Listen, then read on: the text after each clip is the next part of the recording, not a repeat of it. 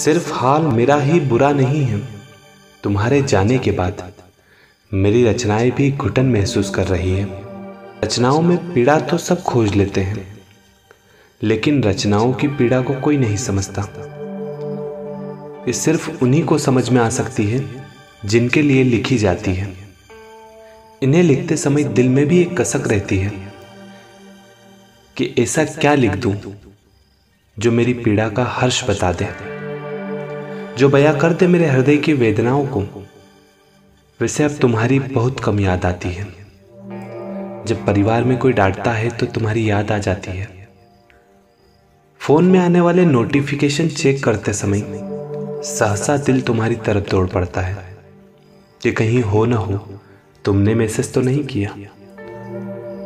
WhatsApp चलाते समय last scene वही एहसास कराता है जैसा तुमने लास्ट में कराया था।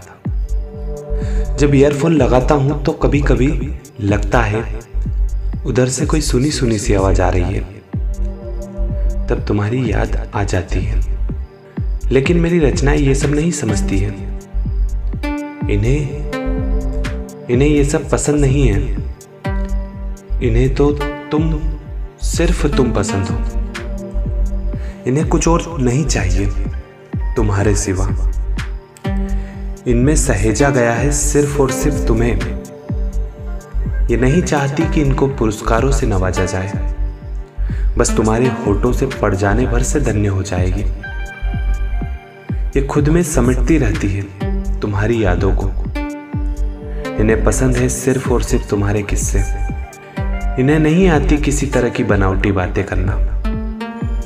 यह हकीकत के बिस्तर पर देखे गए ख्वाबों को इकट्ठा करती रहती है। रचनाएं डाकिये का काम करती है। यह हृदय की वेदनाओं को पहुंचाती है हर प्रेम रोगी के पास। मेरी रचनाओं को ये नहीं पता कि तुम वापस आओगी या नहीं, लेकिन ये लगातार गुहार लगाती रहती है तुमसे कि आ जाओ, बस अब आ जाओ। एक तुम हो जो बिल्कुल भी तरस नहीं खाती हो इन पर। ये तुम्हारे इंतजार की घड़ियां संजोए भटकती रहती है तुम्हें देखने के लिए। मेरी पीड़ा बताने वाली ये रचनाएं खुद गूंगी है, जो नहीं कह पाती अपना दर्द तुमसे। जानती हो इसका असली दर्द क्या है? ये जब फेसबुक पर डाली जाती है तो हजारों लाइक के बीच में एक तुम्हारा लाइक नहीं मिल पाना कचोटता है इन्हें। ये जब व्हाट्सएप पर डाली जाती है तो हजारों वाहवाही के बीच तुम्हारे पास भेजी गई उस रचना को जब कई कई दिनों तक 2 ब्लू टिक नहीं मिल पाते तो ये रो पड़ती है। लेकिन व्यवस्था भी बड़ी चीज है।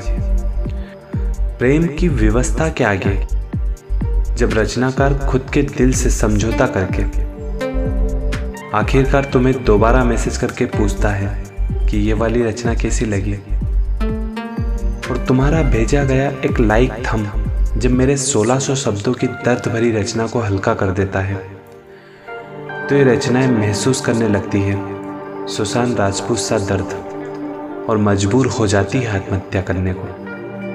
जानती हो इन रचनाओं की ख्वाहिश सिर्फ इतनी सी है कि कैसे भी ये तुम्हारे पास पहुंच जाए और तुम पढ़ लो इन्हें महसूस करते हुए। इसी उम्मीद में मेरी रचनाएं घूम रही है सारे जहां में। अगर तुम्हारी आवाज में ये रचनाएं पढ़ी जाएगी तो सार्थक हो जाएगा इन रचनाओं का लिखना, और संभव है मेरी रचनाओं की इधर उधर भटकती आत्मा को मोक्ष प्राप्त हो जाए। तुम पढ़ोगी ना?